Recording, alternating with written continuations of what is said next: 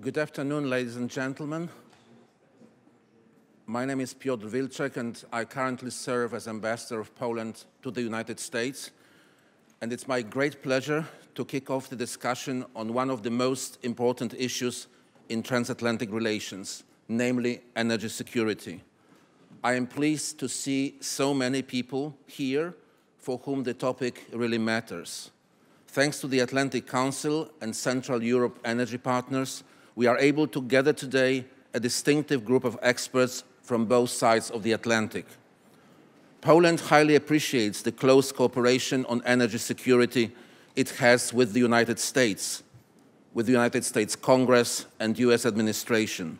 Therefore, I am glad that we could hold this important debate right here in the US Senate.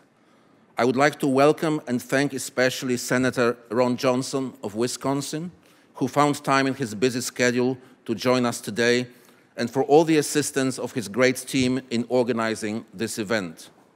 We are very grateful for his hard work and dedication to strengthening Europe's energy security and his support for transatlantic partnership.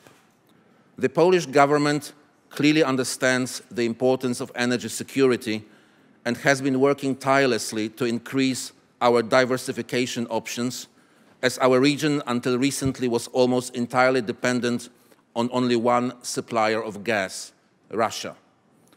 Building the LNG terminal and moving forward with the Baltic Pipe project, which will connect the Norwegian continental shelf with Poland in 2022 and bring alternative gas to the region, has helped to dismantle the system of dependence on supplies from the East that we have inherited from the Cold War.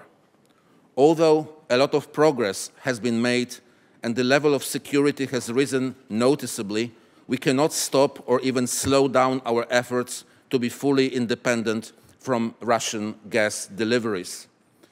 However, our ambitious diversification plans are being challenged by Nord Stream 2, which is a Kremlin political tool aimed at weakening Central and Eastern Europe, especially Ukraine. It seeks to divide the European Union and weaken transatlantic partnership, not to mention strengthening the position of Gazprom as a major gas supplier to Europe.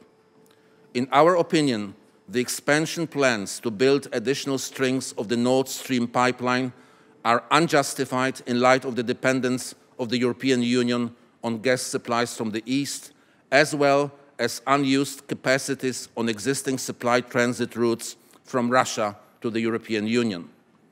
Nord Stream 2 is contrary to the energy union concept backed by all 28 heads of states during the European Council in March 2015, a concept based on solidarity and curbing EU overdependence on energy supplies from the East.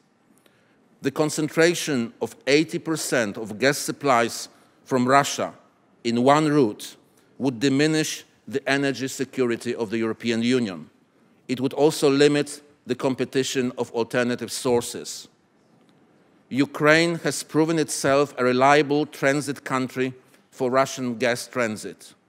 Therefore, claims that the aim of Nord Stream 2 is to avoid risks related to transit countries are unjustified.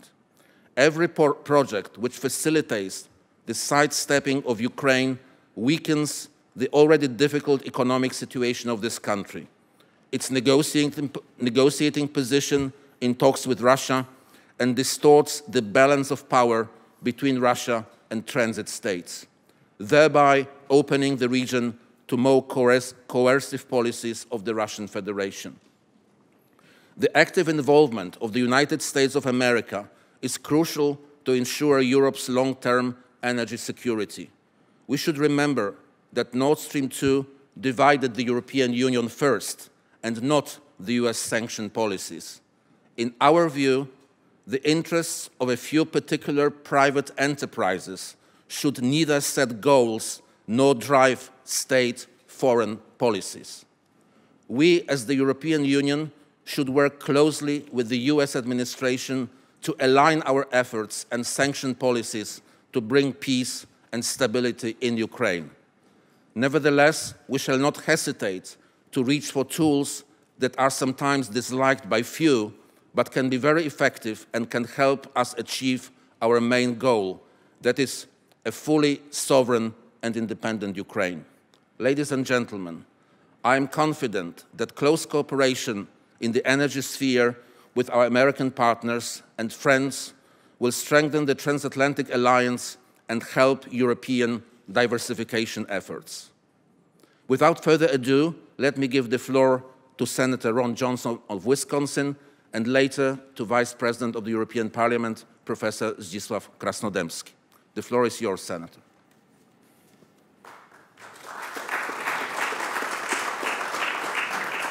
Well, thank you, Mr. Ambassador.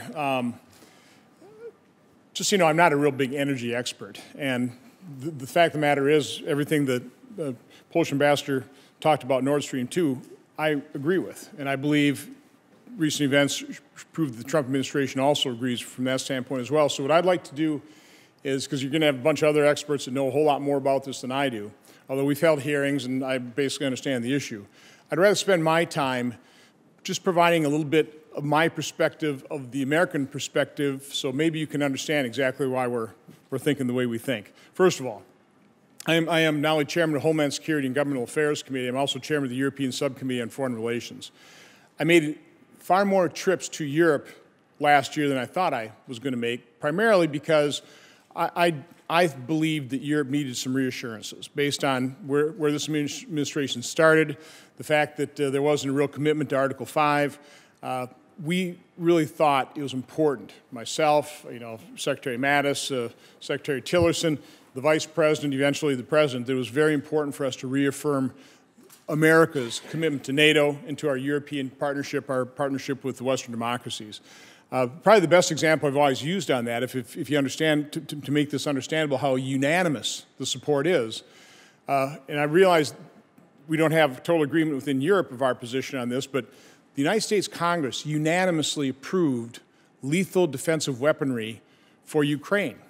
Now, again, that maybe doesn't sound like that big a deal, but that is an incredible statement of bipartisan support for NATO and for Europe pushing back against Russia. Okay, that's the first thing. This is incredibly important. You also have to understand that we continue to live in a post-9/11 world and how that affects the American psyche. You'd think, well, that's 17 years ago. It's still pretty raw in our mind when it comes to 3,000 American citizens being slaughtered, really totally out of the blue. When I took over the chairmanship when I first joined Foreign Relations, which is 4 years ago, I was on the European Subcommittee as a ranking member, and so we were entertaining a number of delegations from Europe, almost weekly. And it was pretty interesting because this is shortly after the revelations from Edward Snowden. And so European delegations would come in and they would just be complaining about whether it's eavesdropping Angela Merkel or whatever. And then Charlie Hebdo happened. I haven't heard about it since.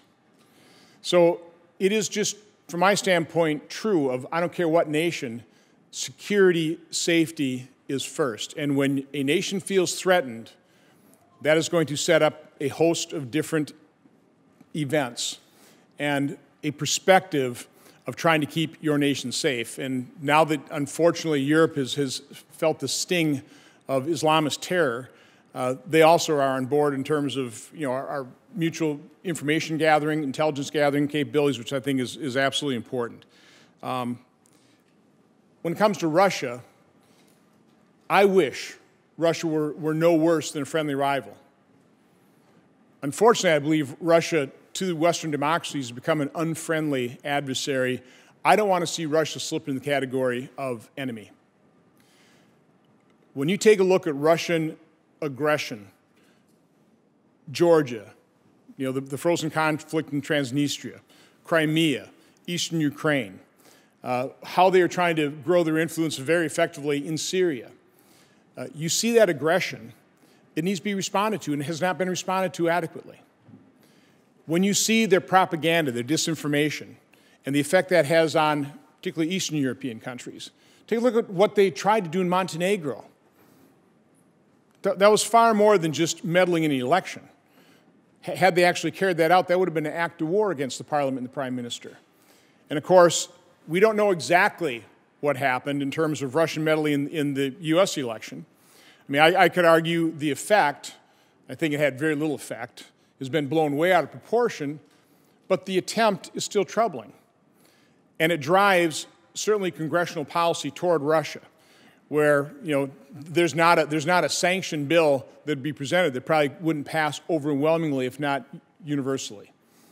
So that's what's driving a lot of U.S. government policies, that post-9/11 world, the fact that 3,000 American citizens were slaughtered, the fact that we're seeing Russia, who, in a historic tragedy, took this path of trying to reconstitute basically the Soviet Union, versus accept the outstretched arms of every Western democracy to come join an economic system that actually works. Can you imagine what Europe would look like today if it wasn't Putin, and you actually had somebody who, like most European nations that were part of the Soviet sphere, were looking west and doing everything they could to join NATO, to join the European Union?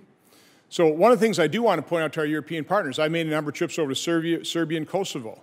I've been into Eastern Europe. I have to admit, my heart lies there with people and nations that are trying to shed the legacy of Russian corruption, trying to develop a free market competitive system, trying to have full-fledged democracies, trying to root out the legacy of corruption. The West, the successful Western democracies have to pay attention. We have to do everything we can to integrate those nations, not turn a blind eye to them. A little thought experiment. Would Turkey have Erdogan in power and be moving further and further away from NATO in the EU had the EU accepted NATO or Turkey into its sphere? I don't think so. I think that was a lost opportunity. So it really is understanding the predicate of what drives U.S. policy, and I would like to spend a little bit of time talking about President Trump. Now, as a candidate, when I heard President Trump, then candidate Trump, give a foreign policy speech, and he said, American foreign policy has just been far too predictable. And if he'd become president, American foreign policy is going to be a lot less predictable. Now, in my own mind, I said, boy, wrong answer. I do believe that, by and large, America's viewpoints, our foreign policy, our policies should definitely be very predictable, very well known, very, very stable. Now, I don't believe America or the Western democracies can be the policemen of the world. But when it is in our national interest or our alliance's best interest, and we have the capability of providing security, we should do so. We blew it in Syria. We let something that where a couple hundred Syrians have been slaughtered, and then a couple thousand, then tens of thousands, to all of a sudden a virtual genocide of close to 500,000 people slaughtered because we, as the Western democracies of the civilized world, failed to act. So it's just incredibly important that we maintain these alliances, that we understand what drives and motivates our countries, understand the perspectives of each, and hang together. Because I really do believe, America, we're not a perfect country. The Western democracies, we're not perfect. But I think in concert, working together, we have been a phenomenal force for good in the world. And that includes when it comes to energy security. America's been pretty successful. We now are right up there, the top 3 in terms of oil producers. We've pretty well become energy independent because of hydraulic fracturing and horizontal drilling. It's something Europe ought to try a little bit more of. Try and become a little bit more energy independent. But the fact of the matter is, energy prices are globally set. Nobody can really control those unless you start pulling back production, which is what apparently Saudi Arabia and Russia in concert are trying to do. And we also have to be mindful of the fact that instability in the Middle East just plays into Russia's hands. It drives up the price of oil. That helps solidify Putin's position. So I guess pretty much in conclusion, I'll go back to that same point. It's important for us to understand how important our alliance is. Congress is completely dedicated to strengthening that. I do believe the Trump administration is as well. Let me take 2 minutes. on the Iranian deal, because I know that's on people's minds as well. The fact that President Obama, by the way, I thought it was a terrible deal. I mean, I think it's actually made the world less secure. But the fact that all the negotiating partners realized that President Obama would not bring that as a treaty for ratification to Congress should have told the other negotiating partners an awful lot. That spoke volumes, that he did not have the confidence that he had a good enough deal that the Senate would ratify that treaty. As a result, our European partners had to realize that treaty was not worth the paper it was written on. Now, it was a gamble. President Obama, the Western democracies were gambling on the fact that if you did a deal with Iran, if you funneled $100 billion into Iran, they'd actually use that to improve their economy for the benefit of their people. But in fact, they spent far too much military activity in Yemen, in Syria, with Hezbollah, in Lebanon, and I would argue it's made the world less safe because it did change Iran's behavior, but for the worse, not for the better. And so I truthfully have no problem with President Trump walking away from that agreement and starting to do what we should have done back then, is ratchet up the sanctions until Iran was actually willing to come to the table in good faith to dismantle irreversibly, completely verifiably their nuclear program together with their missile technology program so they would threaten none of their neighbors, nobody in the region. And I think the Trump administration has certainly learned that lesson when it comes to North Korea. So I really don't believe the Trump administration will do what Obama did or previous administrations have done with North Korea, is ease up the pressure until we see that complete, verifiable, irreversible dismantlement of their nuclear weapons program as well as their missile technology development. So again, I want to thank the Atlantic Council for setting up these types of sessions. I want to thank you for holding it so close to my own office, which made this very convenient. But again, we are with Europe, we're with NATO. That alliance will not be shaken. God bless you all.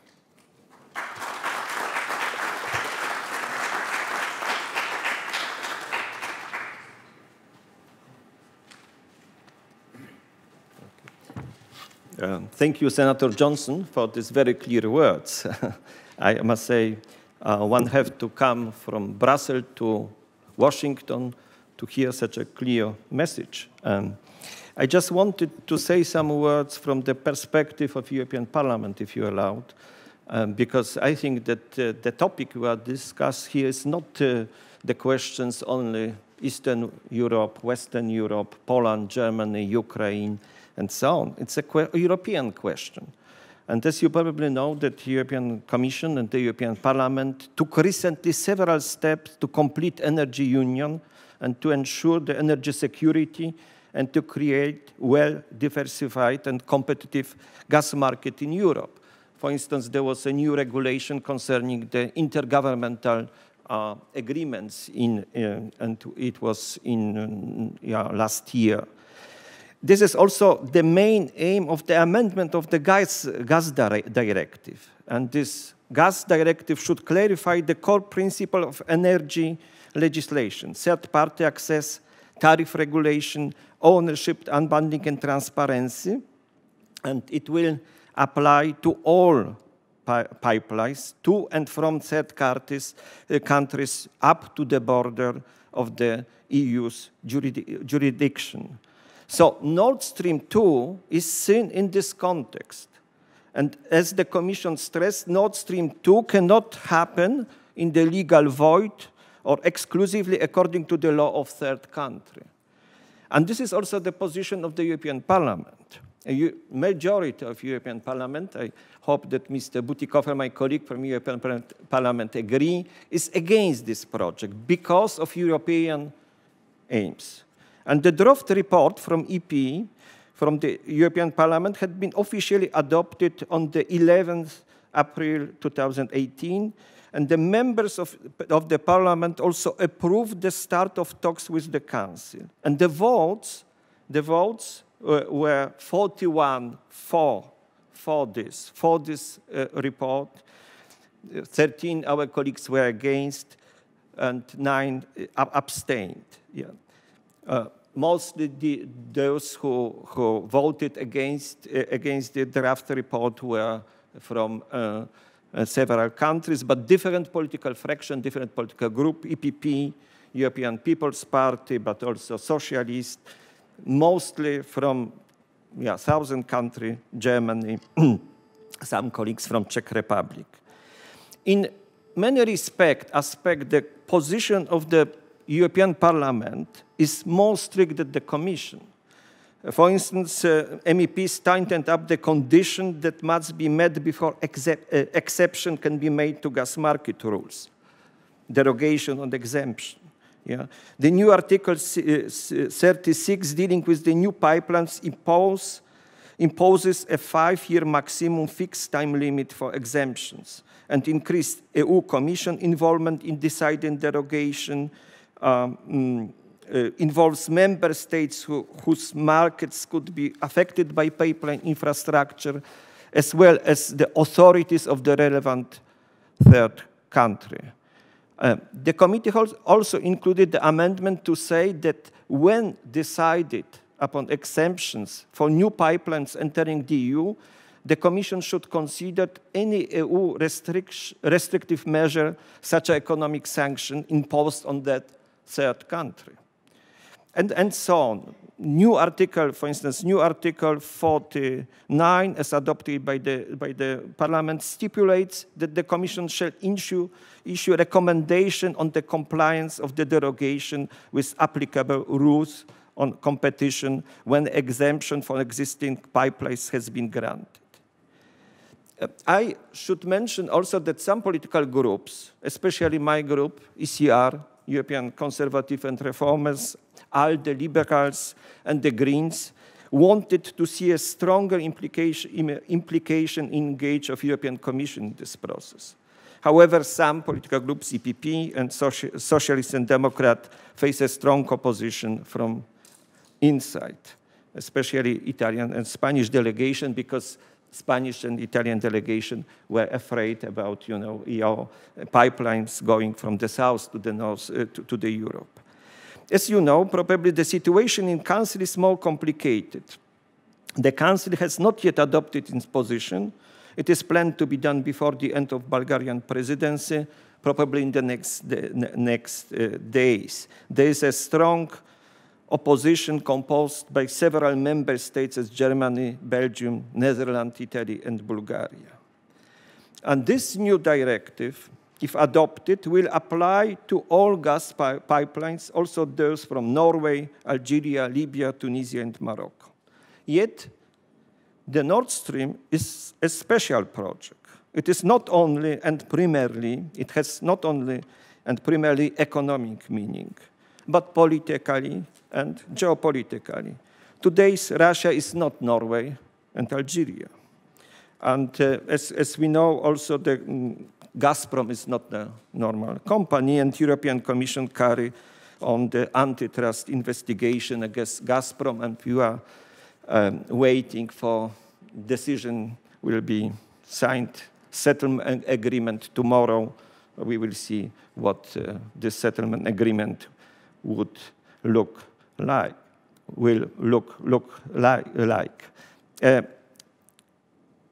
Going back to Nord Stream 2, I just would like to quote Der Spiegel, German weekly. The Spiegel wrote recently in a very interesting article about relation between Germany and Russia. I quote, "The project is not only economically lucrative, it has become a symbol for German-Russian relation. And," writes Spiegel, "it has a special place in Putin's heart. The debate about Nord Stream has long become a debate about the stance Germany and Europe take toward Russia. But this is not only a debate about a stance of Germany and Europe on Russia.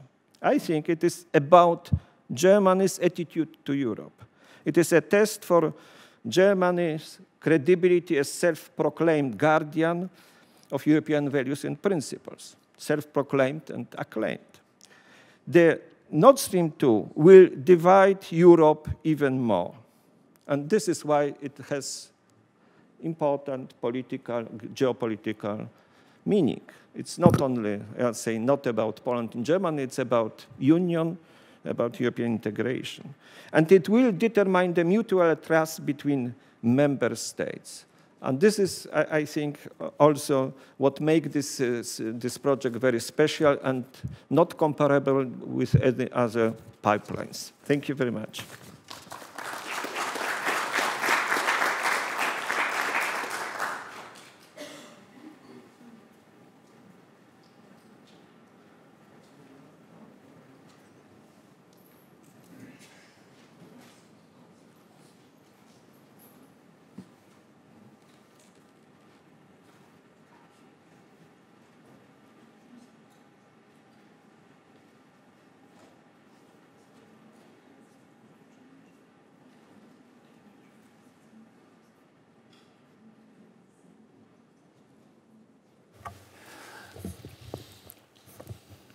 Well, it's great to be here this afternoon, and it's a wonderful, wonderful group that we have here, which shows how important these issues are.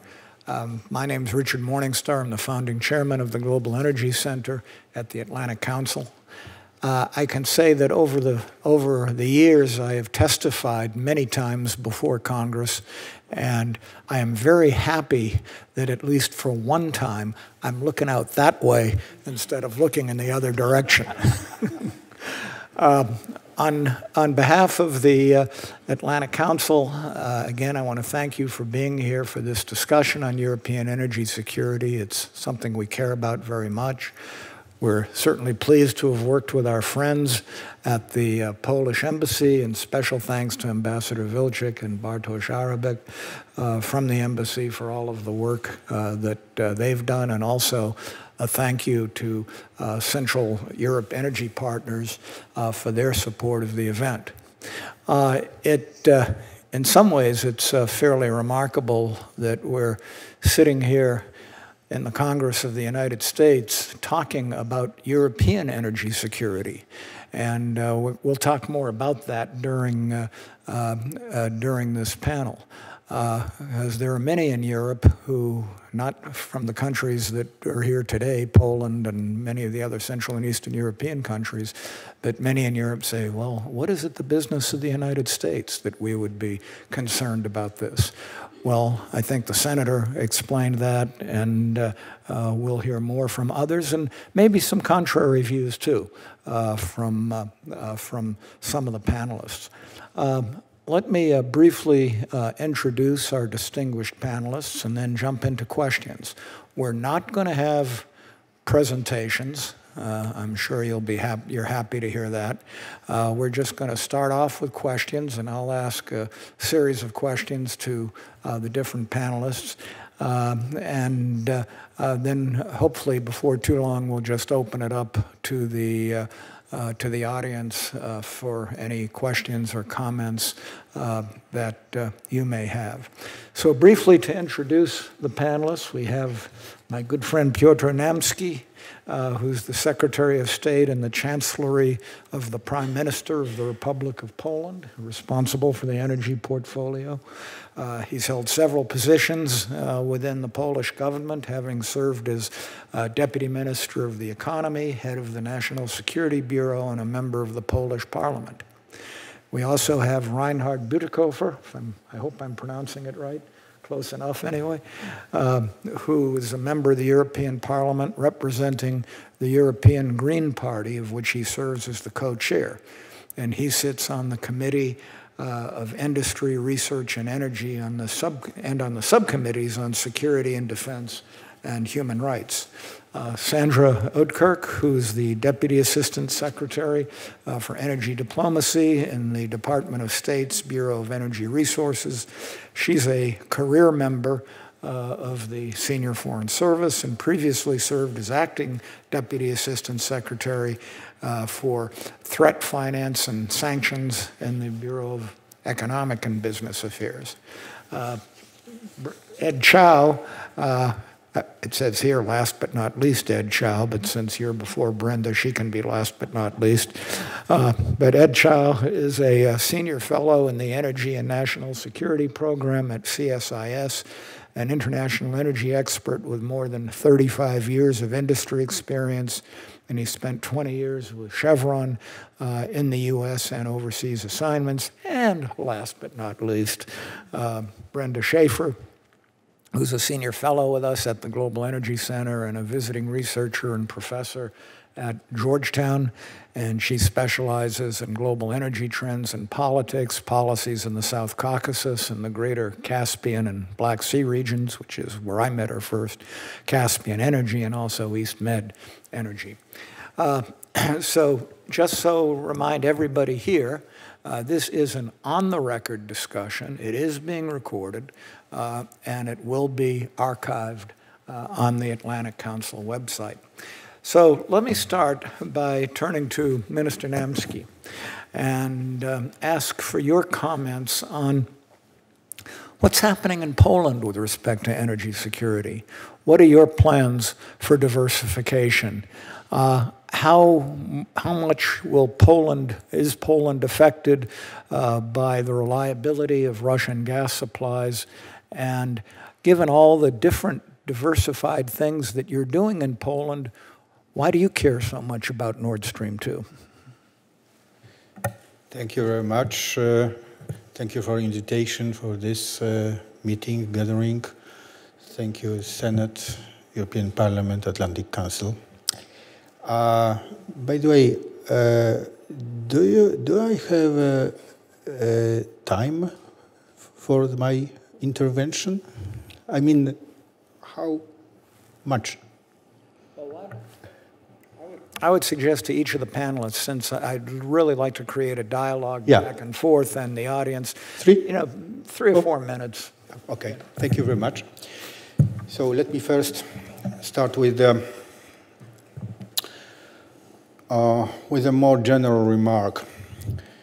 You know, years ago already, countries of Central European region, they were admitted to European Union and NATO. Russia swallowed this with great distaste and started to work on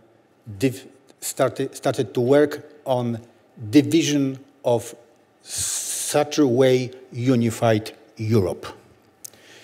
The strategy is based on a very old assumption that, among other things, energy could be used as the tool. And it was placed on an important point at the Russian Federation strategy, security strategy, openly and visibly for everybody. This is first point. The second is that they decided to work on keep dominant position of one single Russian supplier of gas for countries of that region, which is Gazprom. To achieve this, they had to, and still they work on infrastructure such a way that it would give the upper hand for this dominant supplier. And this concerns first Nord Stream under Baltic Sea and second Nord Stream under Baltic Sea and Jugol and Opal pipelines going from Baltic coast, German Baltic coast to Czech Republic, Baumgarten, and south to the region. And if we think on this strategy from the political point of view, we have to admit that this will occur as the result, important result, for a series of countries of the region. You know, for Poland, because you asked about Poland, you see, we are dependent 100%, almost 100%, if we are talking about the import of gas to Poland right now, and it will have this long-term contract with Gazprom expiring by 2022. And we have our own strategy. A few words after, we have this booklet, published by Warsaw Institute, special report. This is on our project Baltic Pipe. And this is our, let's say, our strategy, our own strategy to escape of this sphere of influence, Russian sphere of influence. But the project, new project, second Nord Stream, is the project which, if completed, this would really solidify dominant position of Gazprom and Russia in the region. And a series of countries, they are looking for the result of this, let's say, discussion. Because if resulted with the prevailing position of Russia, supported by Germany in the region, those countries, they will reorient their politics. They will admit that the upper hand in the region, despite membership in NATO or European Union, is coming from Moscow. So this is about the political influence in the region, CEE region. It's not about gas, natural gas supplies only. And this is why we are against, really against. Thank you very much. Thank you for that very, very clear response. And I'm not going to go necessarily in order of the people here, but I will get to everybody on this first round. And let me go to Sandra, and then I'm going to go to Brenda, maybe to respond to some extent to Sandra. And getting back to what I mentioned at the beginning, that there are some in Europe, particularly in more in Western Europe, who think that this is none of our business. This ought to be a commercial. This ought to be a commercial issue. And further, some of the companies and others, not just companies, have argued that why should the United States take a strong stand, because the people that are going to get hurt are European consumers. If you're upset about Russia, deal with other issues, but don't deal with this issue. Having said that, why do you think this is the U.S.'s business, and what do you think the U.S. should do about it? So thank you very much, Ambassador Morningstar. I think you've expressed a question that we really do hear a lot. Why does the United States care about European energy security? And I think the best way to answer that is to step back a step and ask the question, why does the United States care about Europe? The United States cares about Europe, and I think Senator Johnson did a fantastic job of describing this, because a Europe strong and free is an indispensable partner for the United States. There is no better partner in the world for us. We share, at a deep foundational level, philosophical similarities with regard to markets and democracy and freedom of expression and transparency. And that foundational partnership is crucial for us as we confront geopolitical threats around the world. And we view energy security as foundational to European security, and therefore as foundational to U.S. national security. And so for us, it's part of a greater whole, and specifically looking at the Nord Stream 2 pipeline project. When we look at that project in the context of sort of general energy security goals, diversification of routes and sources, we see that it's not a diversification project. It's a diversionary project. It is very clearly designed to take the exact same gas that's transiting through Ukraine today and move it by a different route to the same customers. It's not new gas, it's the same gas. We heard earlier today, it's very clearly divisive. It is dividing countries within Europe. It's dividing the European Parliament. It's dividing the Commission. It's not a force, a unifying project. Very clearly, the project is bad for Ukraine. On a geopolitical level, it is a very clear and openly stated project that's designed to cut a vital economic link between Ukraine and Europe. It's designed to bring Ukraine, as I think one of the earlier speakers said, back into Russia, more firmly into Russia's ambit.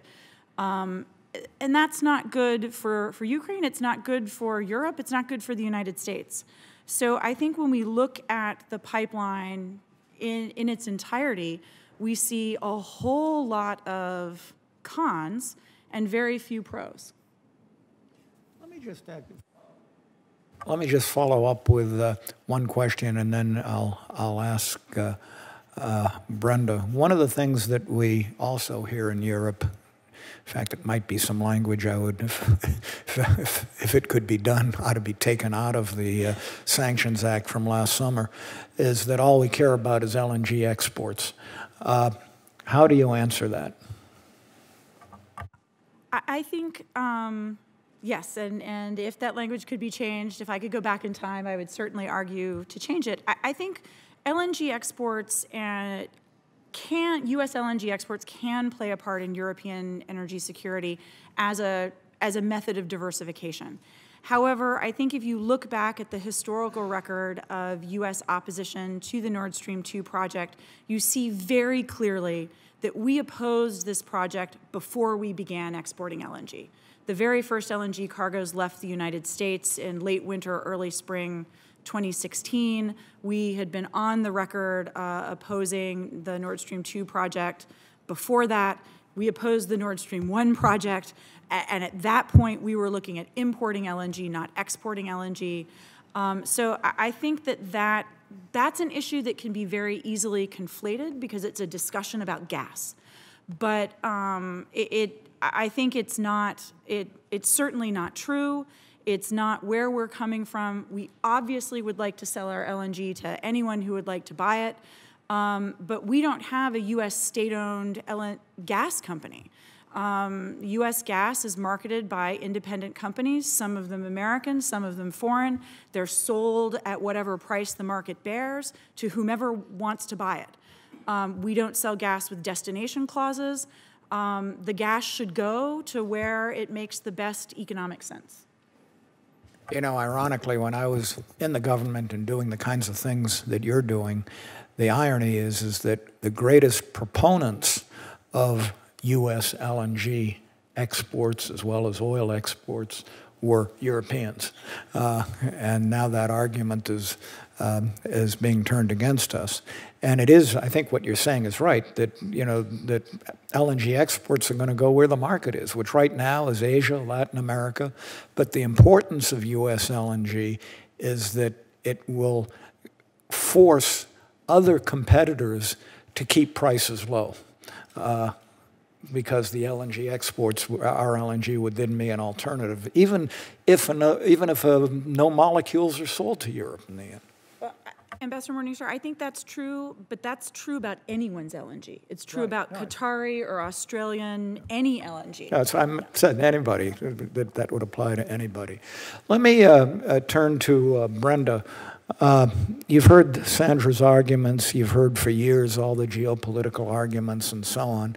But you've written and been concerned about how this affects the U.S.-European relationship, which have a lot of bumps in the road already from any number of other issues which are not part of the discussion today. How would you respond to Sandra? So I completely agree with Deputy Assistant Secretary Oudkirk's position that Europe is very important to the United States, and just like we care about the national security of Europe, and the national security of the United States is intertwined with the national security of Europe, it's completely legitimate that we would care about the energy security of Europe. And I think even next week, the Southern Gas Corridor is something that Ambassador Morningstar has spent probably about 20 years bringing to this day as being open next week for, after maybe 10 years of successive U.S. efforts, probably wouldn't have happened without a strong, U.S. effort there. And so, of course, it should be part of our policy. The question is about what are the potential unintended consequences of advocating against the establishment of Nord Stream 2. I would say one thing is that we have to be very careful how we do it. For instance, this should be something that is decided together with Germany, with other U.S. allies, as a common policy. We shouldn't be, I think Russia benefits if we're fighting with Berlin and with other countries in Europe over this issue. It should be something that we decide together as part of a package. Second, I don't think it's in Ukraine's benefit to have Russia so massively involved in its midstream. I mean, when you look about the real countries that are vulnerable to Russian intervention, manipulation, it's not the ones that actually are so-called dependent on Russian gas. It's actually the ones that have Russian companies very involved in their midstream and in their economies. And this is actually what keeping, all the time working to keep Russia involved in Ukraine, keeping the Ukrainian economy dependent on Russian transit fees is actually not in the interest of actually releasing Ukraine from Russia's grip. I think also we need to think about that 2017, U.S. emissions are going down. Europe, as much as it lectures the United States, tells the United States about the Paris Agreement, 2017, Europe's emissions were up.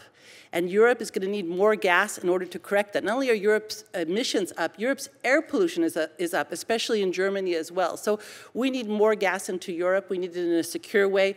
Let it come through Ukraine. Let it come through Nord Stream 2. More gas into Europe, the better. And I would say an additional point that we need. We have too much of a piecemeal policy towards Russia. Block Nord Stream 2, sanction this, sanction that. We do not have a strategic policy towards Russia. We need something much more overarching than just a little piece here and a little piece there. And I hope that this will come out of these discussions, how we have actually a strategic policy towards Russia that will actually modify its behavior in Russia and in Europe and in other arenas. Thank you, Brenda. One thing you mentioned, and I want to go to Mr. Bütikofer in a second. You talked about, let the gas come from Russia, let the gas come from Ukraine, let it come from, all sorts of places because there's going to be such a need for gas. Chancellor Merkel, over the past several weeks, in fact, met with Putin yesterday, and she has said there shouldn't be Nord Stream 2 without clarification with respect to Ukraine transit. Maybe I'll ask Sandra and anybody else who wants to jump in, what does that mean? And if there were a deal with respect to Ukraine transit, how would it be enforced? How would it be binding, and could we be sure that Russia would stick to it? I'm very disappointed that I guess the competition case is going to go before the Commission tomorrow, and I thought this might be a place where some restrictions could have been put, but it looks like not. I might also say, because I can't resist, that given that it looks like Gazprom will not be fined, I think that the United States, in spite of knowing that there are a lot of issues between the United States and Europe now, deserves an explanation as to why Microsoft and Google can be fined so much, but not Gazprom. I mean, I always thought what's good for Microsoft is good for Gazprom. But in any event, that's just an aside. Can there be a deal? And if so, can it be enforceable? Maybe briefly, Sandra and anybody else who might want to add something. Sure. I mean, I think there has been a long, sad history of deals between Russia and Ukraine that Russia has violated. And that has left a legacy of mistrust that will be very difficult, quite frankly, to overcome. My personal feeling is that in the presence of redundant infrastructure, which in virtually every other case in the entire world is a great thing from the perspective of energy systems resilience, but that here, with the past history between Russia and Ukraine, redundant infrastructure will mean that a transit guarantee is not enforceable.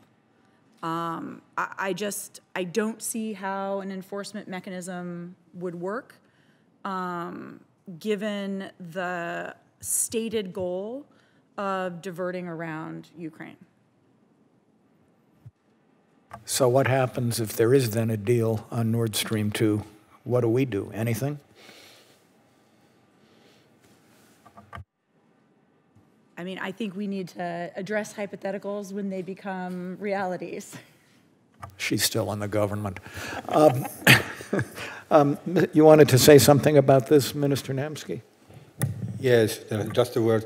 You know, addressing your question, probably Microsoft was fined because it's soft. And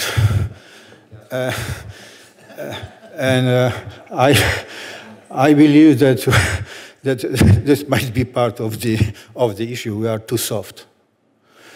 And this is first thing. And the second is that, you know, we are talking about security, energy security, or national security, as and energy security as part of the national security. I would say something like that. Security is indivisible. It's not to be graduated. It's like independence. We are secure or we are not secure. And this is what is really important. And the governments responsible for security and also energy security, they must be really dealing with such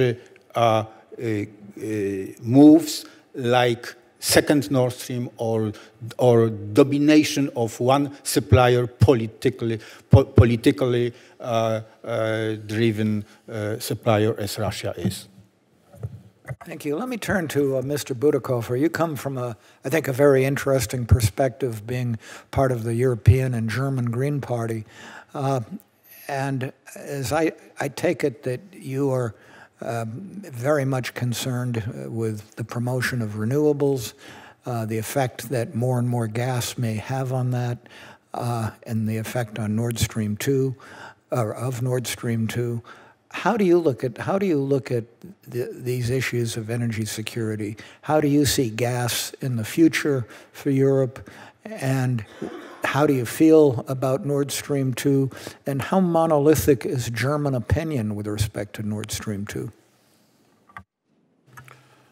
Thank you, Ambassador. And first of all, thanks for having me. Having invited a Green, you of course deserve a couple of words about environment and climate and renewables. But I must state first that my concern with Nord Stream 2 doesn't arise from that angle. It comes in handy that there are also some very good environmental and climate-related arguments against building the pipeline. But the fact that besides the government of Poland and the European Parliament, Ukraine probably has only one very reliable ally in the fight against Nord Stream 2, and that's the European Greens. It is because of our concern with the effect that this development would have, in three regards at least.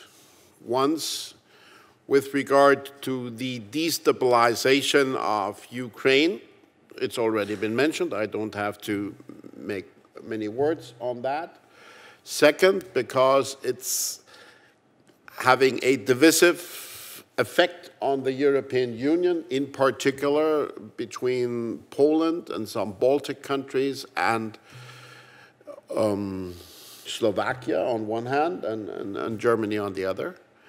And thirdly, because it gives some arguments and even more excuses to the Russians to militarize the Baltic Sea even more. So I think there are several elements why this is not helpful, and certainly it runs counter to the common European energy policy. That is something that the European Commission has stated very clearly, and I agree wholeheartedly with that.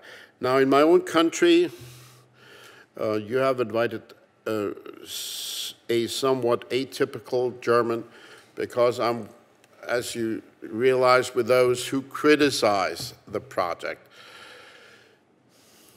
We do have a majority in the European Parliament against it, but not in the German Parliament. My group is opposed. There are opponents, also with the center-right. Some people, like the chairman of the Foreign Relations Committee from the CDU, is very clearly opposed. But a majority of the conservatives and the socialists are in favor of the project, as is a majority of the German business community. The Chancellor has tried to stay away from the issue as best she could by just saying, look, this is a business thing. I'm not involved with business, not my business.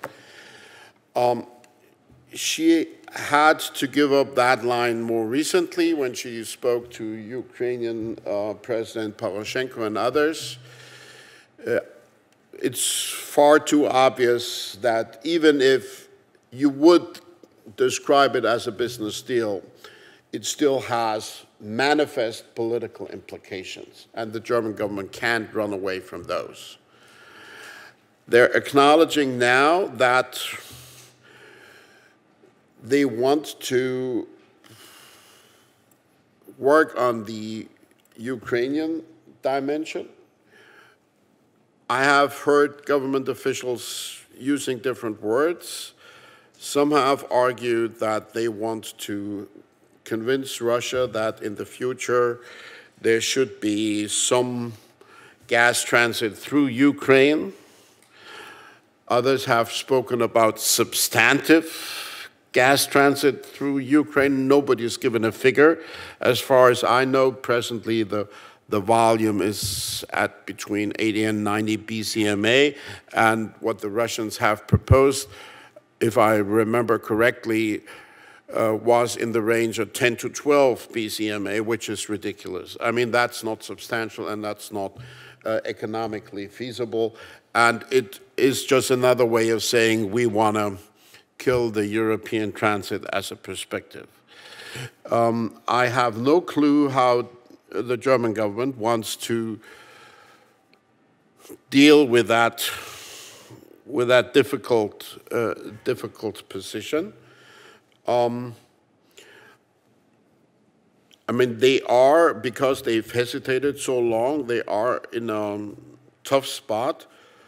About 4 billion have already been invested on the project, which is not an argument, but an important fact.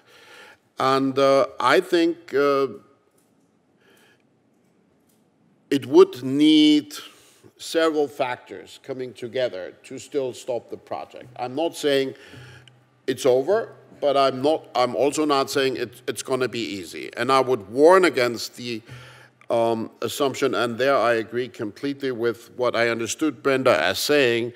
I would warn against the assumption that if only the US goes after Germany with enough sanctions in that regard, it will somehow come out beautifully. I would not consider that a realistic approach. I think Denmark can still play a role because they could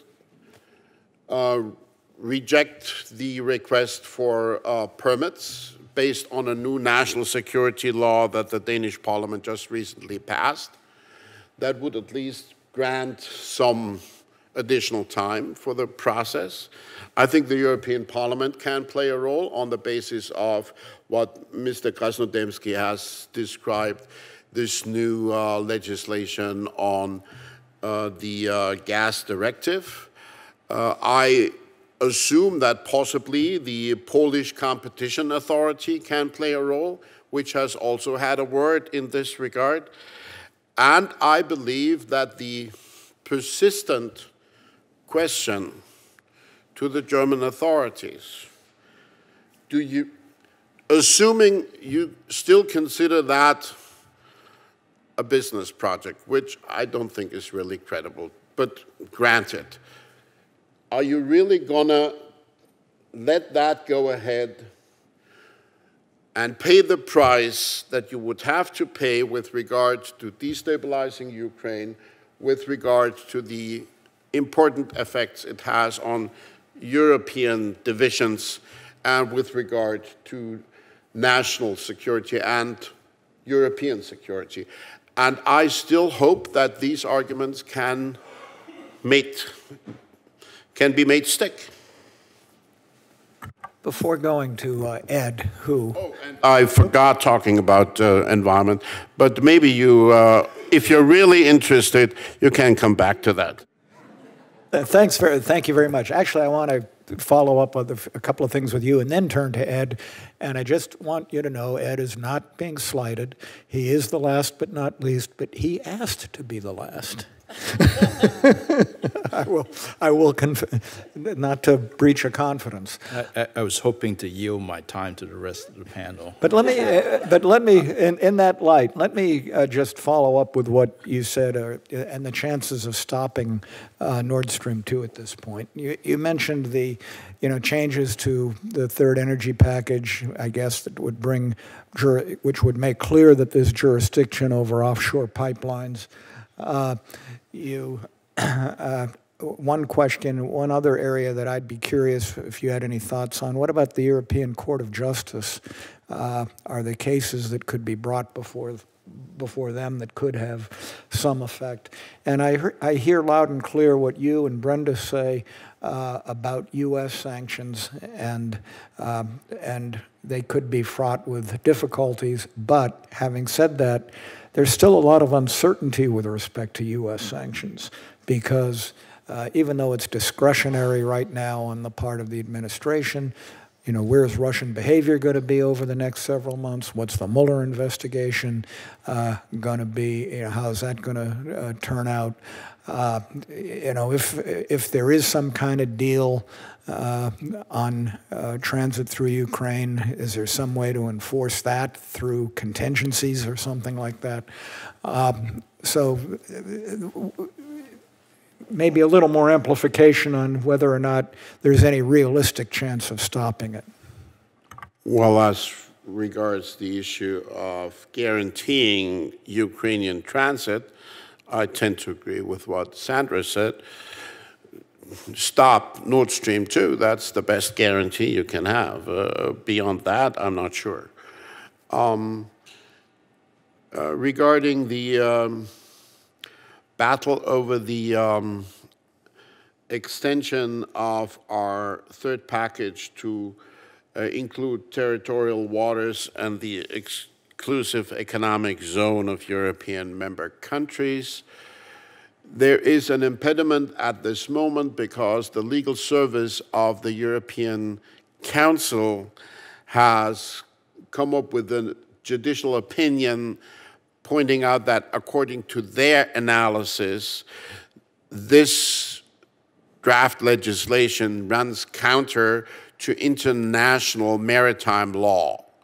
Now, I'm not an expert in maritime law, but the Commission is trying very hard to find other experts to contradict that. And once we get those additional analyses, and I'm sure we'll get them, the battle will go on. I'm sure the European Court of Justice will, at one point, in one way or another, play a role, but the question is, will that happen before the pipeline is going to be built? And I'm not sure that once we have the pipeline, we can sort of undo the omelet, so to speak. And that's why I would rather not wait for the European Court of Justice and try to solve the battle in the political sphere. Thank you. Now I will turn to Ed. And Ed is, well, known for many, many, many years, I think, as one of the most objective people around on all of these issues. And so let me ask you, I mean, is Nord Stream 2 just taking a life of its own? I mean, is it really that big a deal? Should it be that big a deal? What do you think about all these things that you've heard so far today? Well, Dick, as you said, you've known me for a very long time, and you know that my perspective comes primarily from an energy industry perspective, and not one of foreign policy or politics. Actually, as the years go by, I find myself understanding foreign policy and politics less and less. So I'm going to stick to within my competence as much as possible. The program is titled Securing Europe Energy Future. And I noticed that we spent all this time talking about gas. And I think that there's a good reason for that. And I think it's important to think about what that reason is. Why aren't we talking about oil? Europe is just as dependent on Russian oil as it is on Russian gas, but yet we don't talk about Russian oil. And that's because of some fundamental industry reasons. The transportation economics of oil is very different from gas.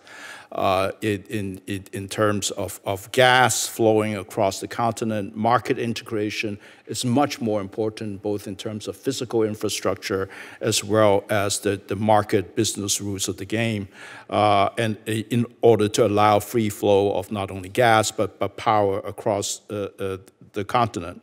And that being the case, it's really up to Europe to decide how it should manage that. It seems to me, the rules of the game, that is. Which is why, as you said, the competition case is so very important. And it's dragged on for a long time.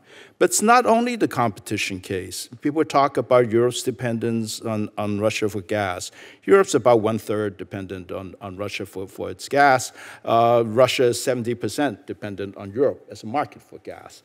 It's really the terms of trade that matter, not whether you import gas from Russia or not. And there were many opportunities missed. Europe declared Russia a market economy without any negotiations on the fact that you have an export monopoly on pipeline gas, you have export taxes on oil and gas, and yet it was classified as a market economy.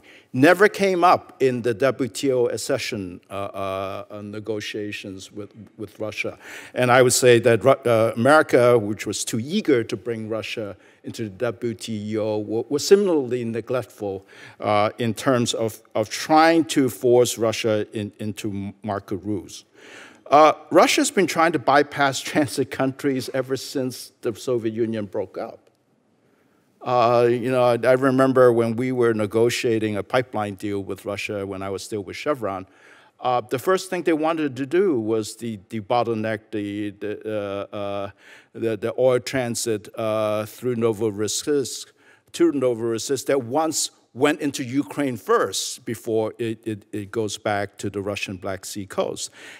So this has been consistent. This is nothing new about it. It's been a 25-year journey.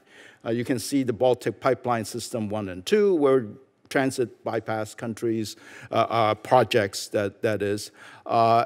ESPO, the Eastern Siberia Pacific Ocean Pipeline, can be a bypass pipeline.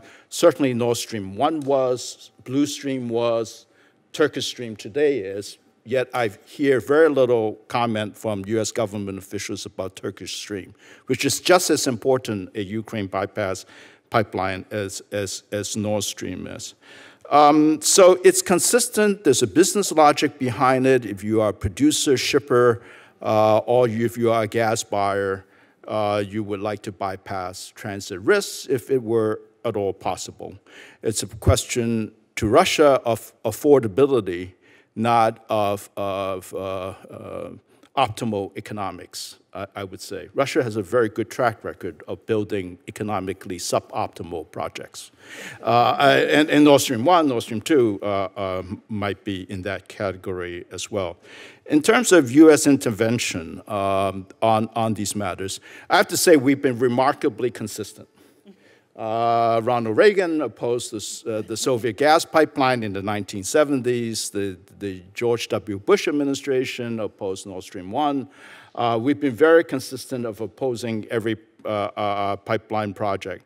But the question is, what's more important to us? The panels already brought up the issue of European unity, and it's important for American interests.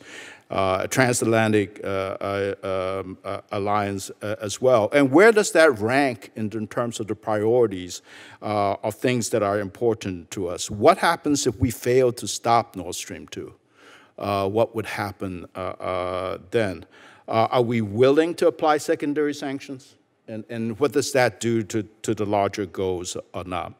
If the objective is to help Ukraine, and I hear that that's one of the objectives, are there more important things that we should be doing, regardless of whether Nord Stream 2 is built or not?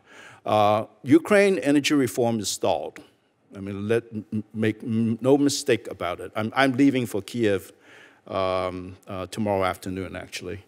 Among other things, there's an important football match. But be careful, they might not let you in, depending on what you say. Yeah, well, yeah, that's true. Hopefully the American embassy will still bail me out if need be, yeah.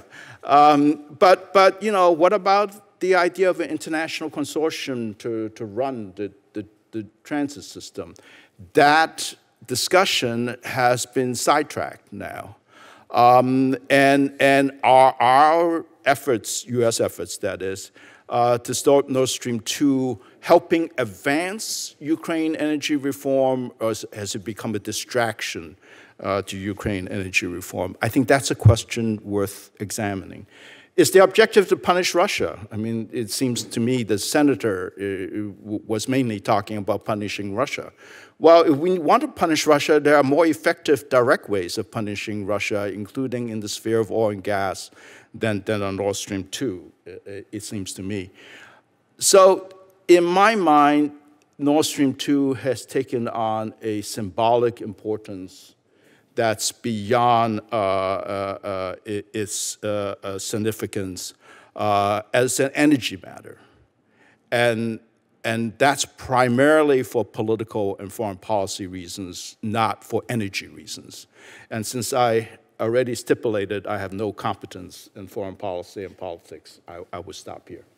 But I think you did really, you really did lay out the issue. And, you know, listening to all of this, one has to wonder, if there were no Ukraine, or if the Russians had not invaded Crimea, or eastern Ukraine, would this be an issue?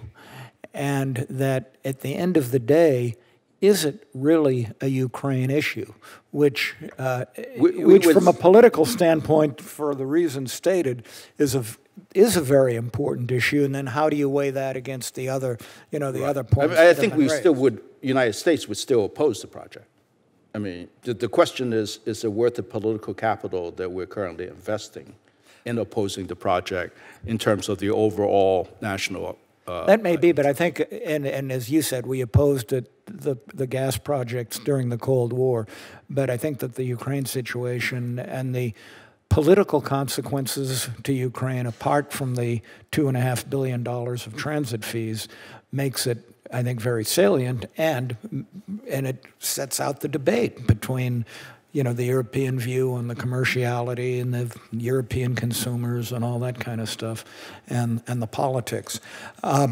Does anybody want to comment on maybe what we ought to do is let each of the panelists take a minute each to comment on what they've heard, and then open it up to the audience for their comments. We still have 45 minutes, so please, very briefly, from any comments that each of the panelists have. Yeah, I think we should be very careful about the unintended consequence of applying EU energy trade law to pipelines outside the EU. This experiment, even the third energy package, is still in its infancy, or maybe its toddler stage of walking, and we don't entirely understand how it affects European energy security. But when you take these laws that are made for internal markets and you apply them to transit countries and to producing countries, it makes zero sense. And basically, we're trying to squat a mosquito with a hammer, and there might be many, many dangerous implications. For instance, if you give third-party access to pipelines entering into the EU, you might actually be empowering Russia's or Gazprom's access into these pipelines. Third-party access could also be taken by Novatek, in a Gazprom pipeline. So it really wouldn't, unbundling as well. It's easier for Russia to sort of tick off a piece of a big company instead of a large, very strategic company. So we have to be very careful about that issue. Second, in terms of transit through Ukraine, I think it's important to look at not just volumes over the year, but peak demand. It's clear during periods of peak demand that Ukraine is going to be necessary for Russian gas into Europe. There's Russian gas is going to grow into Europe, and so is Russian gas going to grow. And certainly during peak demand, there will be a dependence on Ukraine. Ed brought up the issue of Turkish Stream. We should be careful. If you stop the gas coming through Nord Stream, it actually might end up empowering a second or third stream of Turkish Stream, and there'll be much less U.S. and European ability to moderate how that gas comes into Europe than if it's coming through Germany as an EU member. And also we have to think about, as Ambassador Morningstar pointed out, about how do we help Ukraine. There's something looming over Europe, which is December 2019, when the current transit agreement expires. That will expire before, even if Nord Stream 2 is built, before Nord Stream 2 is built and even ramped up. Way before it's really, that gas will hit Europe. We need to find a solution. This is a time when there's elections in Ukraine, a new European Commission. This is a very, very big strategic issue for Europe and for the United States, and we should not be overshadowed with reaching our goal to have that transit agreement. And maybe just one last point. Again, about okay, well, just in terms of the unity, another issue that the U.S. and Europe need to work together on is also Iran sanctions. We can't be fighting over Nord Stream 2, Iran sanctions. We really need really the only way that we can accomplish the important security goals, whether it's vis-a-vis Iran or Russia, it's unity between major players in Europe like Germany and the United States. Ed, do you have anything to add? No? Okay, Sandra. Sure. Thank you very much. So I agree with what a number of other people have said here, which is this is an issue that really needs a European solution. And I think it needs a European solution. And as Brenda said, it needs a European solution before that gas transit agreement expires at the end of 2019. Because a solution does not involve, no contract in 2020. Reinhard went through a long list of options that are available within the European Union mechanisms, some legal, some regulatory. It is the profound hope of the U.S. government that there be a European solution to the Nord Stream 2 issue, and I would say more broadly bringing in the second line of Turkish Stream to the issue of sort of redundant diversionary pipelines that embed or build in for another generation the level of dependency that some European countries currently have to Russian gas imports. Ed is absolutely right. Overall, Europe takes about 30% of its gas from Russia, but in about a dozen countries, they take 75, 80, 90, 100% of their gas from Russia. And that's the issue that I think is at the core of the dividing Europe question. Similarly, both Reinhard and Brenda brought up the issue of U.S. sanctions. Having spent a lot of time working full-time on sanctions, I can tell you they're an extremely blunt tool. I am confident that there is a European solution that is more precision-guided than anything that could emanate from the sanctions side of the House. And I do really hope that Europe, through working together, is able to get to a place where, looking at the sanctions risk coming from the United States is not viewed really as part of the equation. Thank you. I don't want to put you in a difficult spot, and maybe some of the others would rather answer this, but that's all fine. But is sanctions a last resort if all else fails?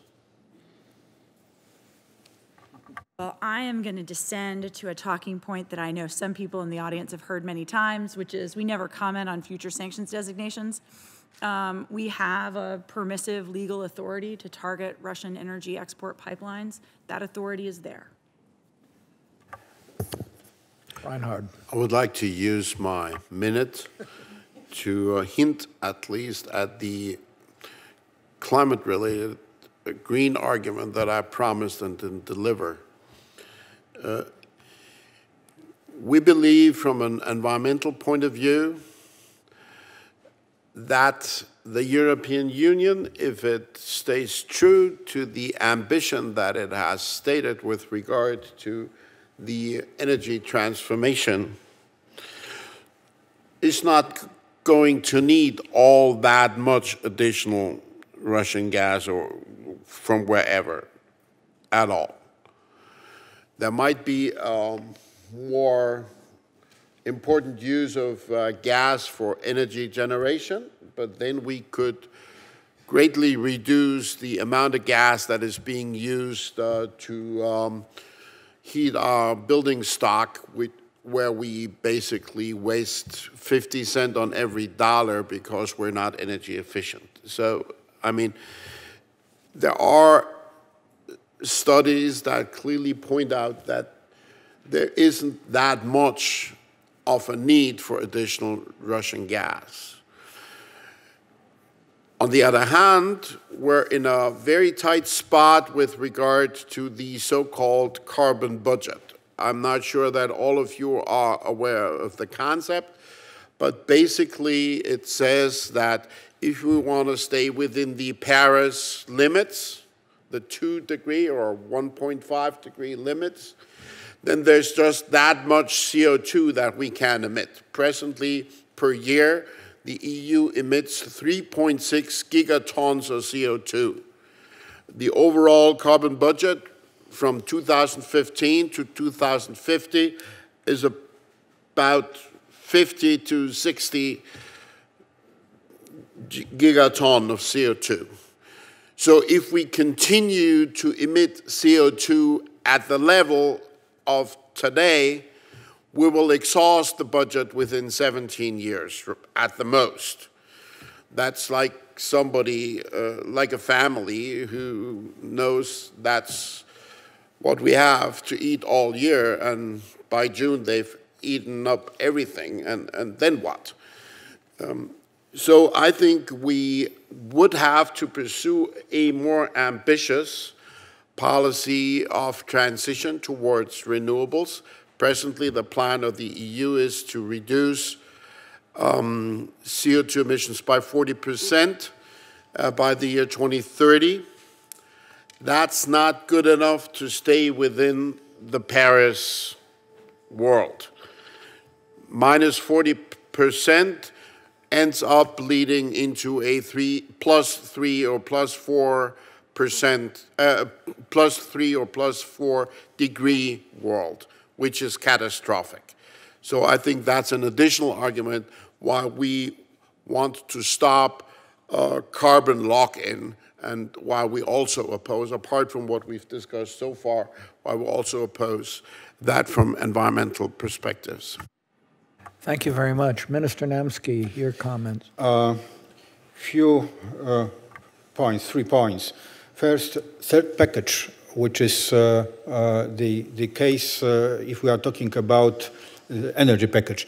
If we are talking about amendment of the gas directive, this is kind of a deep compromise, because we are talking about new infrastructure being covered by third package, all right, but still being built, constructed, commissioned.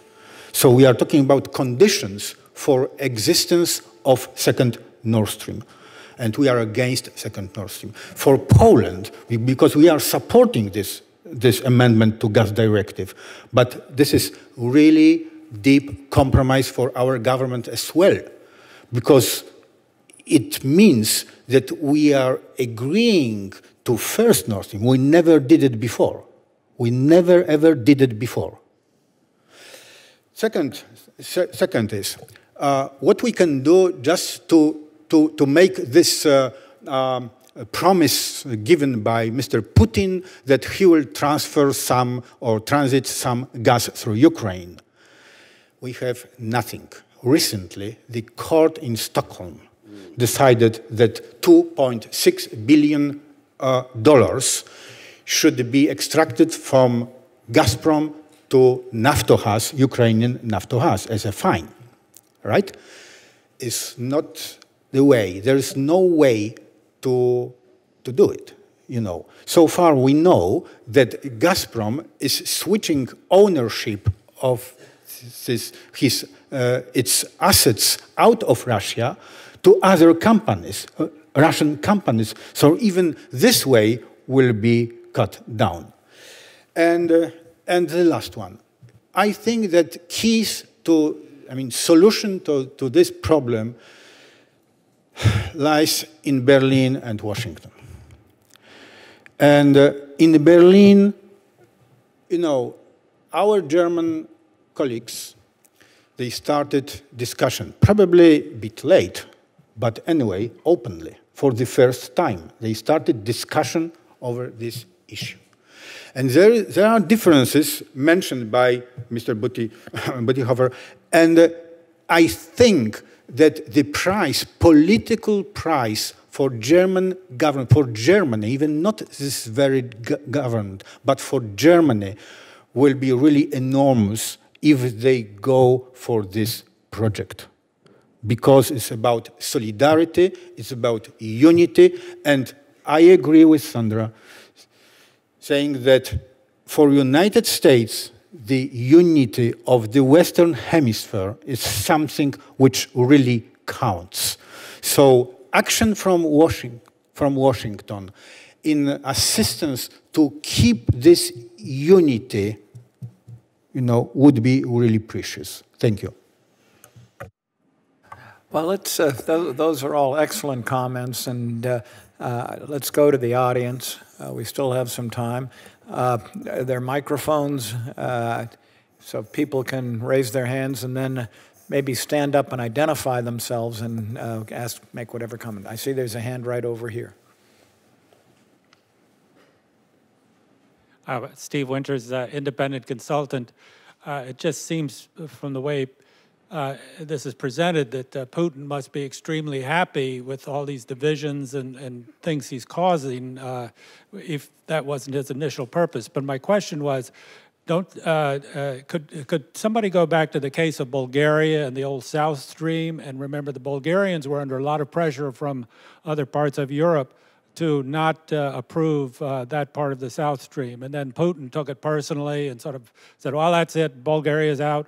And then the Bulgarians sort of came back and were begging to get back in because they still don't have those transit fees that they would have gotten had that gone through. So could somebody give me, was that a good outcome or a bad outcome? And does that show the sort of explosive nature of trying to intervene in these things and block things and what can happen? I'm going to turn to Ed. I do think that I think we've had similar views on this over the years. One interesting anecdote, though, I noticed was it in Politico? Brenda, you sent me the article that the Bulgarian prime minister is saying, meeting with Putin, I guess, and saying, we need Russian gas directly right to our shores from Russia, which, in any event, interesting. Ed. the South Stream case is primarily, failed on two counts from a European perspective. One is the Bulgarians violated public procurement rules in awarding of a contract on the Bulgarian section of South Stream, and secondly, there were no provisions for third-party access to the pipeline. So there was on technical grounds that it was rejected by the European Union. I think it's really important for people to understand that the European rules prohibit transit fees. There are no transit fees in Europe. In Europe, pipeline tariffs, yes, but you don't get a fee for allowing your territory to be used to transit gas. And that holds true for Germany as well as it does for Bulgaria. So the idea that a country is going to make a lot of, inside Europe, is going to make a lot of money transiting gas is just totally false. People get pipeline tariffs, which pays for the cost and maintenance and the building of the pipeline. They don't get a transit fee, and those are completely different economic concepts, at least in the industry that I spend my time in.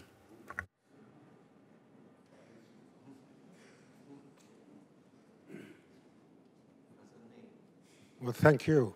My name is Hassan. I am oil and gas specialist. Don't you think it is too late, actually, to talk about this? Because North Stream 2 is going ahead. South Stream was out of the picture. Now it is replaced by the Turkish Stream. What Putin is trying to do here is to take Europe completely in a pincer type of movement from the south and from the north. Just to give you small figures,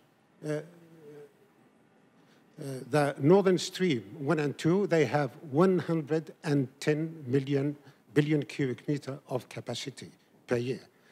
And the Turkish Stream, and no one has any power to stop the Turkish Stream because it is between Turkey and Russia, okay? It has a capacity of 60 billion cubic meters per year.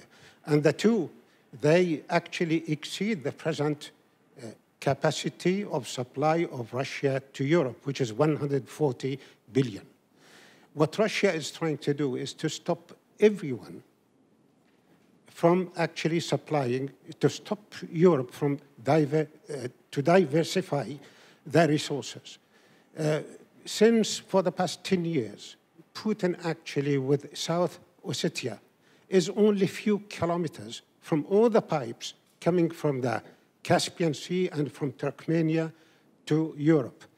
His presence in Syria and the East Mediterranean today stops any gas coming from Qatar or coming from Syria in the future, Lebanon, Israel, Egypt, and today he is negotiating with Libya.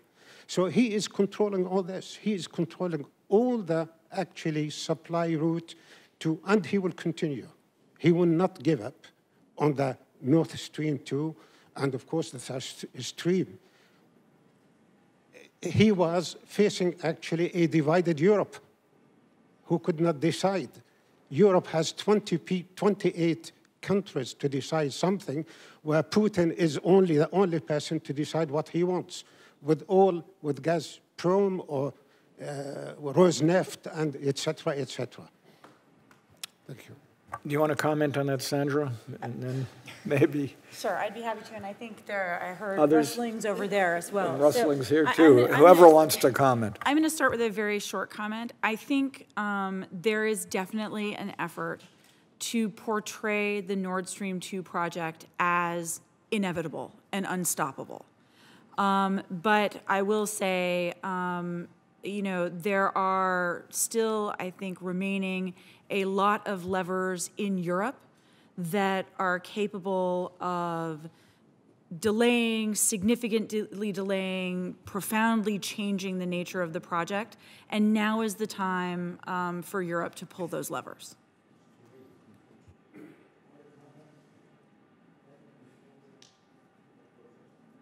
Okay, I mean, Europe gas demand is growing in Europe, and that's a good thing. Europe can't use gas without Russian gas, but Europe can use gas in a responsible way that doesn't allow the political influence. For instance, those same countries that Sandra mentioned that are predominantly dependent on Russian gas, 70, 80%. It depends which strategic sectors they use it for. If you take, for example, Poland, you can look and say, well, it's almost 100% dependent on Russian gas, but it uses gas only for heat. And all its power generation is from electricity. Only 5% of its fuel mix is actually gas, right? So it isn't in levels of political dependence. When you hear reports, and including from Germany, when you hear reports about climate, our world press, the United States and Europe, talks about Germany this year won't reach its goals under Paris. Well, that's an understatement. German emissions grew. It's not that it won't reach its goals. Its emissions are growing. I mean, so and you're closing nuclear plants, and without something else or a technological advance, and maybe that will come in different forms of renewable energy. What it's going to mean is without more gas and closing nuclear plants, that means more coal. That is just the reality for Europe. But so also some of these, I agree with you completely that Turkish Stream is much more dangerous, especially second or third string to European energy security than Nord Stream 2.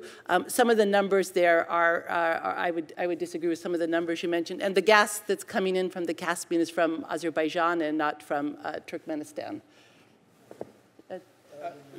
Just quickly, I agree with the gentleman's statement that the Russians are putting facts on the ground, or under the sea in some cases. But I think that reinforces the imperative for Europe to decide what the rules of the game are and to enforce them.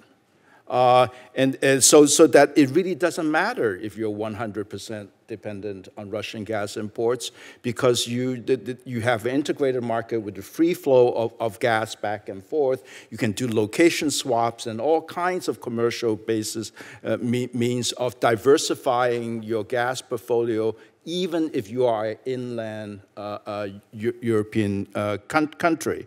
So it doesn't diminish the importance of Europe enforcing the rules of the game and deciding what those are. It strengthened the reasons for doing that.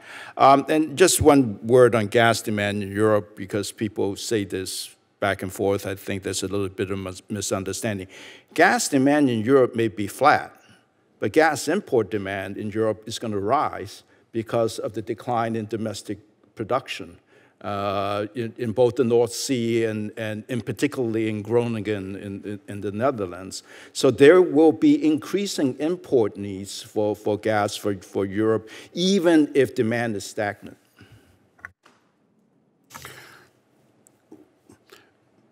The resilience of European countries vis-à-vis a potential threat from Russia over non-supplying has risen since the energy policy has implemented the principle that originally was a Polish invention, the principle of energy solidarity.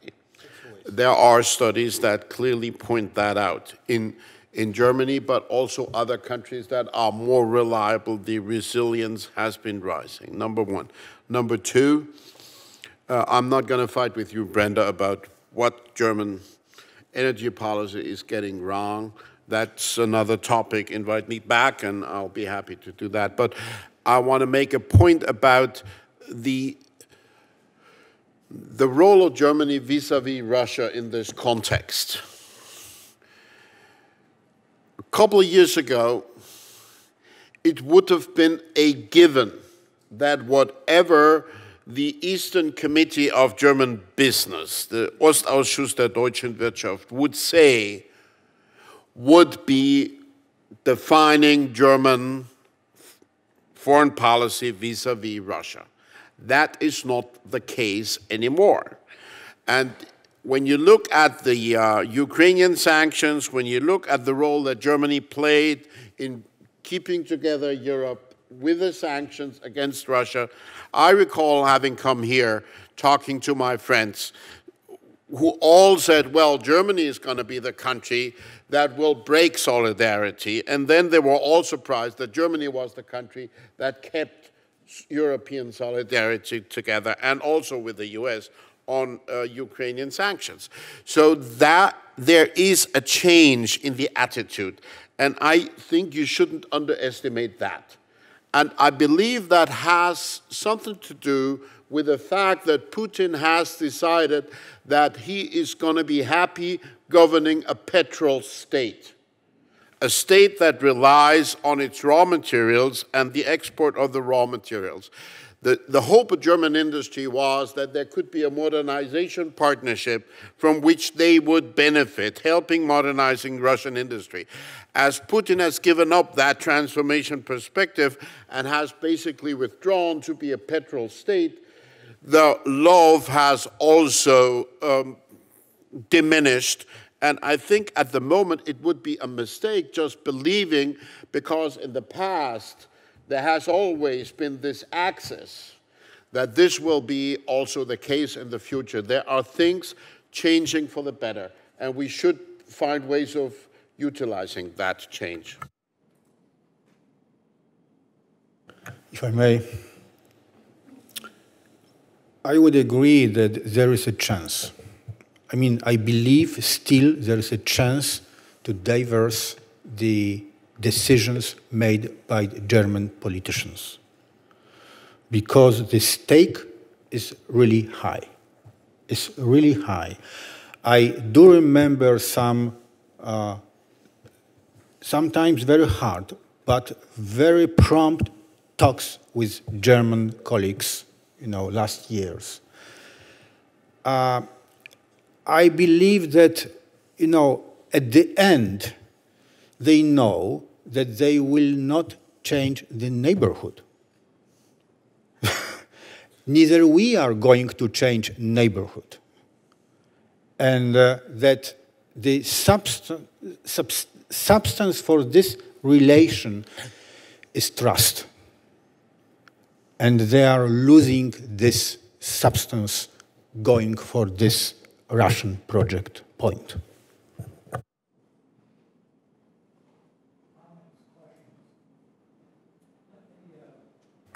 In the back, and I might have something to add too. Kovalenko Viktor, I'm a lawyer from Kiev, Ukraine.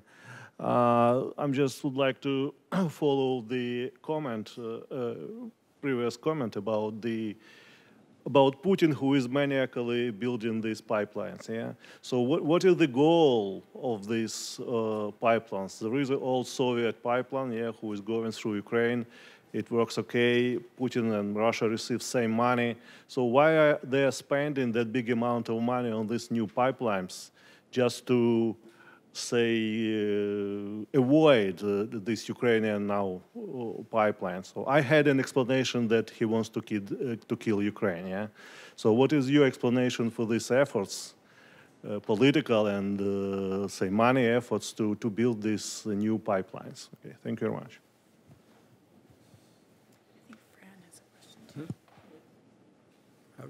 Why don't we get Fran your question, and then we can respond to both.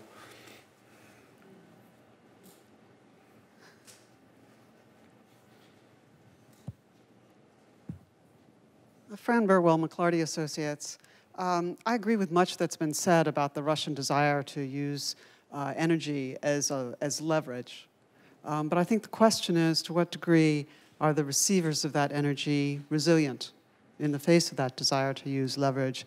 And we have seen construction within Europe of a lot of interconnectors and reverse flow pipelines.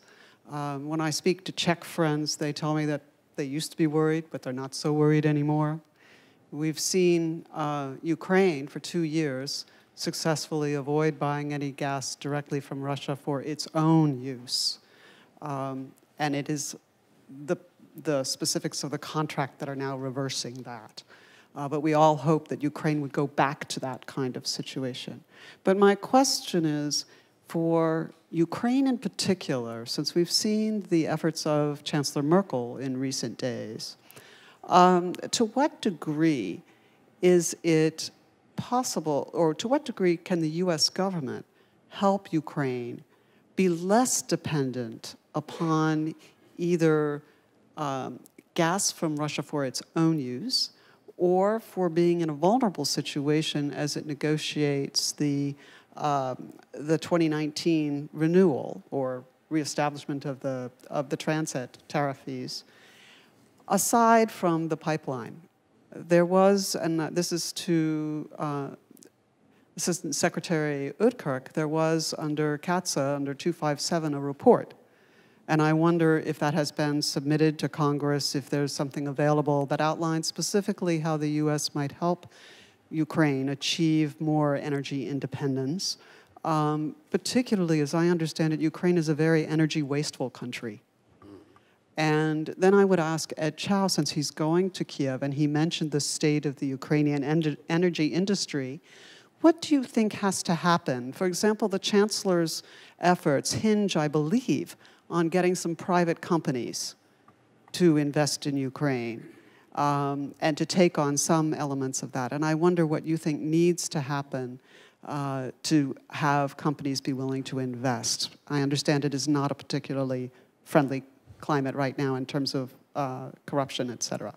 Okay, let me just say first, Minister Nemski wanted to respond to some of the comments, then Sandra, and then Ed, just so that everybody, I think most people know what Fran Burwell was referring to was Section 257 of last summer's Sanctions Act, which requires a report to be submitted presenting how there can be a U.S.-Ukraine energy cooperation program. So, if I am not wrong, Ukraine itself bought from abroad about 11 or 12 BCM of gas yearly and nothing from Russia, which means that we are discussing now problem of transportation through Russia to Europe rather than dependency of Ukraine economy on Russian supplies. So this is first. The second issue you mentioned, interconnectors and what we can do in countries, relying on Russian import.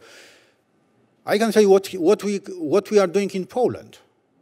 We are constructing those interconnectors with all neighbors. We have it already with Germany, with Lithuania, Ukraine, Slovakia, and Czech Republic. They will be operational by 22. Also by 22, we'll have operational this new pipeline linking us with Norwegian shelf through Denmark under Baltic Sea. So this is our strategy. This is our offensive strategy, I would say, rather than defensive against Nord Stream or something else. And this, same approach I would suggest to our neighbors in the region or other countries in the region, which is probably the solution for us. And you also have your new LNG terminal. Yes, we have operational LNG terminal, and you are going to expand it as well, as a part of this strategy. So that and so all of this infrastructure work and other sources of gas can at least be a help. But Sandra. Sure. So the questions with regard to the Ukrainian reform effort. The United States government, as you've noted, is strongly supportive of Ukraine's efforts to reform not just its energy sector, but its economy at large. We support the ongoing IMF program, which contains a very strong element, particularly of gas sector reform, the effort to reform fossil fuel subsidies and to monetize those subsidies, so that, which will, we believe, it has in other places, help incentivize consumer decisions to reduce waste in the system. You are correct in saying that the Ukrainian power sector, in particularly heating sector, is extraordinarily wasteful. There are a lot of efficiency gains that can be made there. So in addition to the U.S. government supporting IMF and EBRD programs focused on reform in the energy sector, we also operate programs of our own. So USAID has a fairly substantial electricity market program. The State Department has a program that focuses on governance at Naftagaz, and in particular at its upstream gas subsidiary. And so I think what we see is a convergence, efficiency gains, subsidy reform, an increasing ability on the part of Ukraine to benefit from domestic resources. And I would say that includes gas in the ground, and it includes efficiency, because at the end of the day, energy efficiency, every power plant you don't have to build is molecules that you don't have to pull out of the ground and burn. And so that's our effort going forward. On the issue of the reports, I'm happy to inform you that we have been on time with the submission of all of our required reports to Congress. Ed, you had some comments. Yeah, on the gentleman's question of what's the reason for building Nord Stream 2, I think, as I said in my opening remarks, it's very clear that it's primarily avoiding transit risk. I mean, that's the reason these pipelines, and this is not the only pipeline that's being built. And there's some economic logic to avoiding transit risk if you can. Since you're from Ukraine, you should also know that Ukraine used to transit a lot more gas. Used to transit more than 120 BCM a year of gas. So this has been an ongoing process, and in most of that 25 years, Russia has used the transit revenue to compromise Ukrainian leaders, political leaders. And I think this is also quite a familiar story. To Fran's question, what needs to be done in Ukraine, I will have a better answer when I come back. But I have to say reform, reform, reform. And the pace of reform, 4 years after Euromaidan, 4 years after the revolution of dignity, has been very disappointing. Don't ask me, ask the Ukrainian people. I mean, and that's very clear. Without going into the details of all the things that needs to be done in the energy sector, I think the main issue today is unity of purpose in Ukraine on the subject of energy reform. Inside the government, between government and the state-owned enterprises, between the political class and civil society, and that's missing still. With unity of purpose in Ukraine, then the capacity building assistance that both the United States, the EU, which has also been very generous, as well as the international financial institutions can actually have some impact. Without unity of purpose, it's like rolling a rock up a hill. It's very, very hard. Do we have other questions or comments? We have about 5 minutes, although we don't need to use those 5 minutes. Somebody in the back, yes. Yes, thank you. Jean-François Boitin with CEEP. I have a question really maybe to the European members of the panel on European unity and solidarity, which is a concept I love as a European. And I wonder, is it an optional concept that should be used when we talk about energy, but not when we talk about immigration in Europe, where the admirable German position hasn't gotten much support from a number of their neighbors?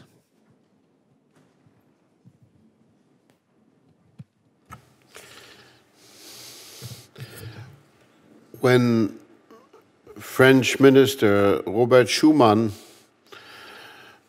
initiated the movement that we have come to know as the process of European unification, he highlighted the principle of solidarity as the founding principle of that movement. and I agree. And it's not an opt-out principle. I think that's what you're trying to hint at. It's not an opt-out principle, even though different countries around Europe have different levels of sensitivity with regard to some of the concerns and some others.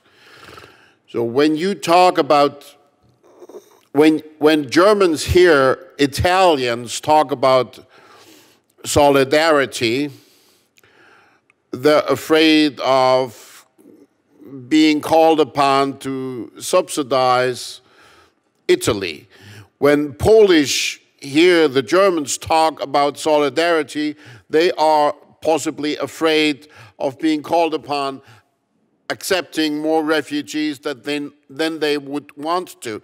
And when Germans hear Polish talk about solidarity with regard to energy policy, they reject the idea that somehow the Polish would get between us and our dear Russian friends. I mean, there are some ways in which everybody has their sensitivities, but I believe that in the end, and this is an argument that I've been trying to make with also together with some conservative and some liberal friends, that we can solve the problem only on a principle basis, and the basis in this case has to be the principle of solidarity.